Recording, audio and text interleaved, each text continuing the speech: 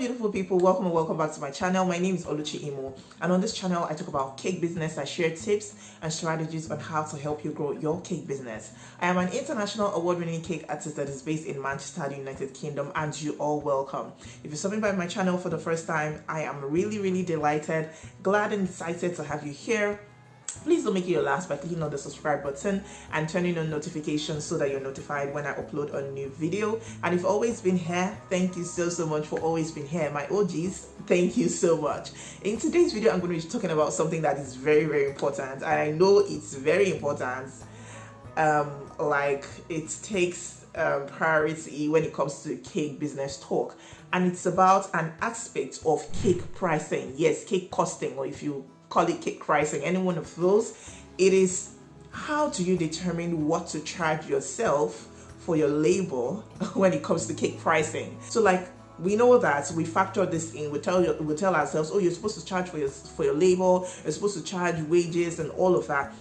How do you determine exactly what to charge yourself? That is what I'll be looking at in this video. Now, if this is something you're interested in, you definitely want to keep on watching, because I'll be right back with some determinants and some things that you need to know to enable you charge right for your labor. I'll be right back. You're welcome back.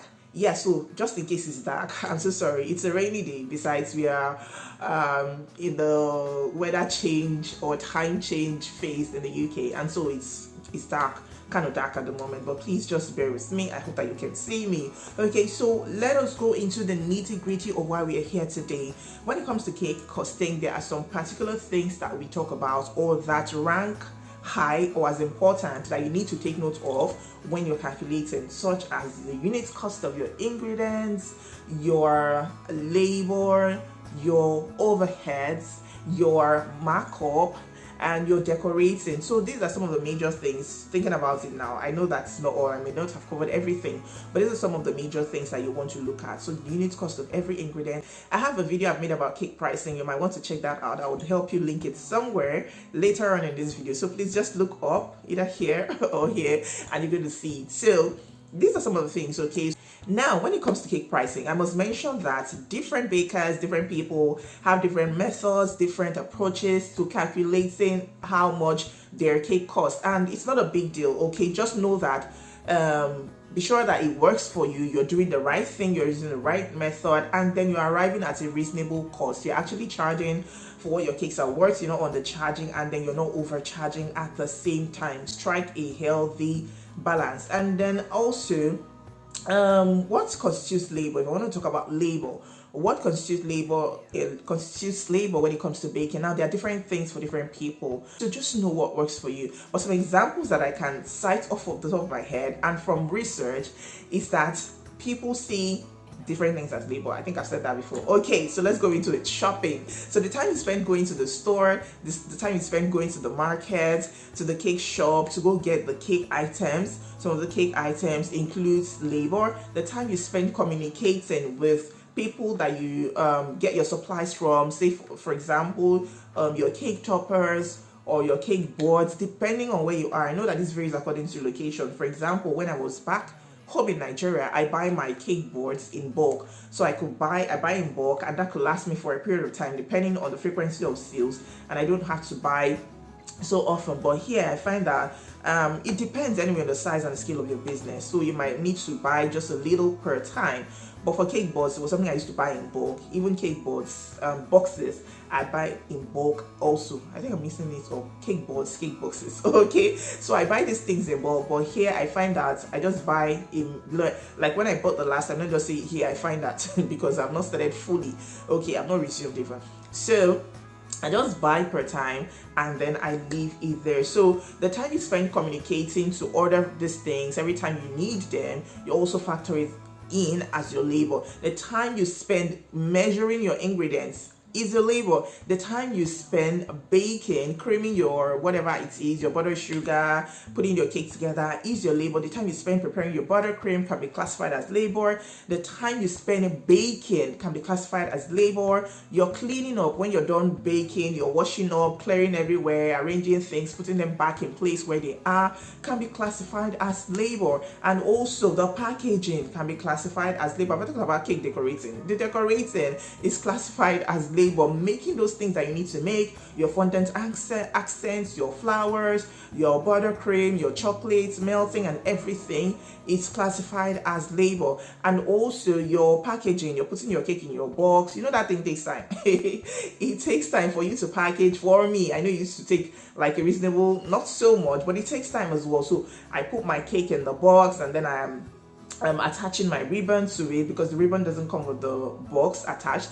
So I attach my ribbon myself, make the bow, write the message on the card, make sure I staple it right, put everything right. If it's a cake that needs extensions, I put the extensions to make sure that the cover is not smudging the cake. All of these things, even your photography, take it, you know how it is when it comes to taking photos of your cake. It constitutes labor. So these things should not be something that you just discard. It's a very, very critical part of your cake costing and your cake pricing, so you don't throw it away. Now, how do you determine what to charge yourself? Some of us are confused. How do I charge myself? I know that I was having this confusion back in my early days. Okay, how much do I charge myself? Do I charge myself this per hour? Do I charge myself that per hour?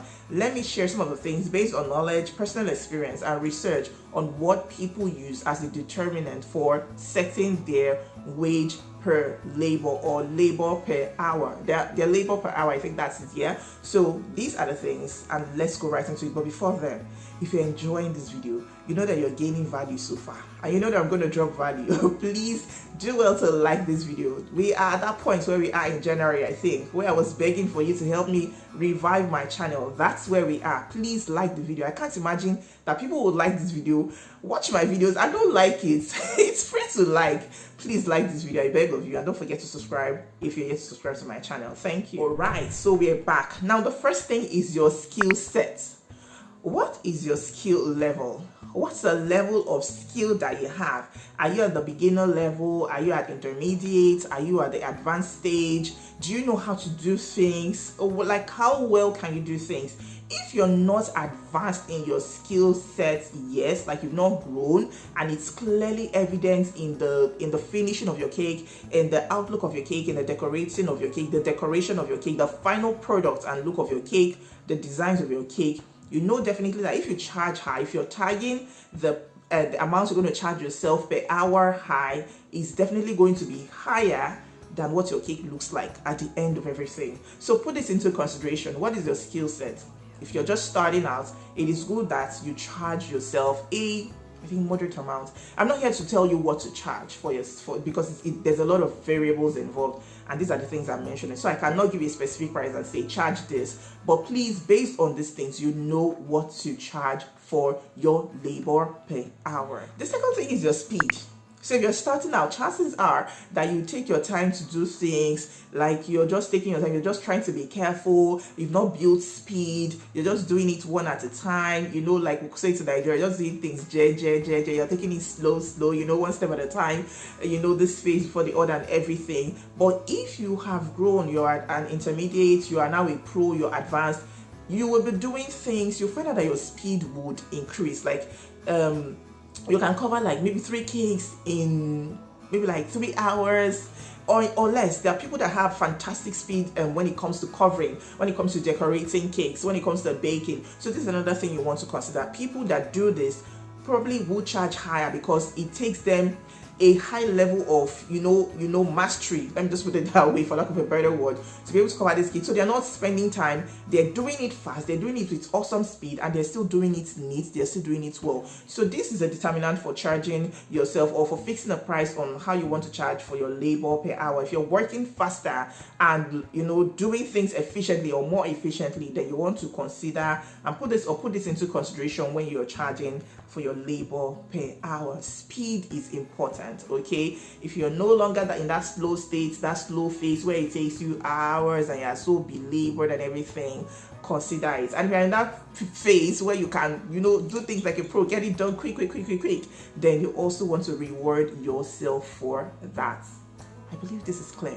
Thank you. So another determinant for charging your labor per hour is the minimum wage. Now this is for those that are in climes where this works. Okay, so it's not everywhere that this works. So if you are in a climb where this works, this is one thing that you should be looking at. Okay, so I know that this is one thing that I was told or I was taught when it comes to cake pricing. So please know what is the minimum wage. Some people have, like, there's a list of minimum wages for bakers, nurses, engineers, consultants, digital marketers, and all of that. There's a list. If you check probably the government website, probably if you check the government websites or where you're located or where you're residing, you would see that. Okay, now if this is applicable for you, it can sure be a guide for you. So you can check the minimum wage. And I would encourage you not to charge less. Please don't charge less, because most likely at the end of the day, you'll be shooting yourself in the foot. So you're either going to be charging like your minimum wage, or depending on the last 2 points that I've mentioned, or the first point that I've mentioned, you're charging higher than the minimum wage so that you can make profit. All these things are tailored towards rewarding yourself and then making profit for your business at the end of the day. So please check the minimum wage and be sure that you are charging either that or higher, slightly higher, not less, so that you don't lose or shoot yourself in the foot in the process. So now the fourth point is this: your financial goal or your financial target. If you're looking to be earning a certain figure at the end of the month, or you're looking at long term, looking at it from the long term view or aspect, you're looking at it, how much should I be earning per year? How much should I be earning per annum? You want to use this and break this down, but it involves some calculations in the process. So I think you can just keep it simple by looking at it at how much you want to be earning on a monthly basis. So if you want to be earning, like, maybe, I don't know, I'm just picking a figure off the top of my head. For those in Nigeria, say you want to be earning like 250,000 per month, or if you're in the US, you want to be earning like 30,000 per month. Please pardon me for these figures, I'm just calling off the top of my head. Or in your UK, you want to be earning like 30,000 pounds per month, per annum, or 25,000 pounds in the US, 30,000 pounds, 35, 40,000 pounds, whatever it is that you have as a target for yourself and for your business. You break it down and then look for how to, like, get the barest minimum, get the unit amount for your hour, or that you charge per hour, and then use this to factor it in your costing. So that's what you'll be charging yourself for your labor per hour. Okay, I know that this topic sounds a bit technical, but I hope that you're understanding me. If you're understanding me and you've watched up to this point, put I understand. Thank you. Just drop a comment and let me know. You can drop some hearts, you can drop me a thumbs up, you can drop a money bag. Since we're talking about money, you can drop me a money bag so that I know that you're understanding and you're flowing with. Now we're going to talk about this juicy one. So I also, in the course of researching, stumbled across somebody. So in the course of researching, I also stumbled across somebody that says she varies it. She uses, I've forgotten what she calls it, but that she varies it, I think just so that she's within a safe range. So what she does is that, you know, I mentioned the aspects of labor in the beginning before I went deep into this video. When it comes to her labor, she has categorized them into different, like, buckets or different circles or different under different tiers. So what she does is that, for example, for shopping, she would put it like maybe £8 per hour. For baking, decorating, she put it at £12 per hour. For another aspect, she put it at 20, just having different ranges like that. And then at the end of the day, she puts everything together. This might be a little confusing for you. It might not even work for you. But if you like this style and you think it will work for your business, then it's something that I think you can adopt. Categorize your labor, and then, like, what I think this person is trying to do at the end of the day is to put it at a lower price for the ones that are not so tasking, and then increasing it as the intensity of the labor, or as the intensity of the labor increases. I said the same thing. So please, this is one thing that you should consider, so that at the end of everything, it doesn't impact so much and it doesn't shoot your price up so high. Now, these are the determinants I feel that I can share with you, I think I should share with you, that would serve as a guide when it comes to your cake costing and your cake pricing. So tell me, what are you using currently? Or from this video, what have you learned, and what are you going to be using to factor or as a determinant for your labor per hour? Please drop it in the comments and let me know. Thank you so much for watching the video up to this point. I believe you got value. If you did, don't forget to hit on the like button, and don't forget to subscribe to my channel and turn on notifications so that you're notified when I upload a new video. If you have questions to ask, kindly drop them in the comments and I would respond to the best of my knowledge. Until I see you in my next video, stay happy, stay safe, and stay blessed.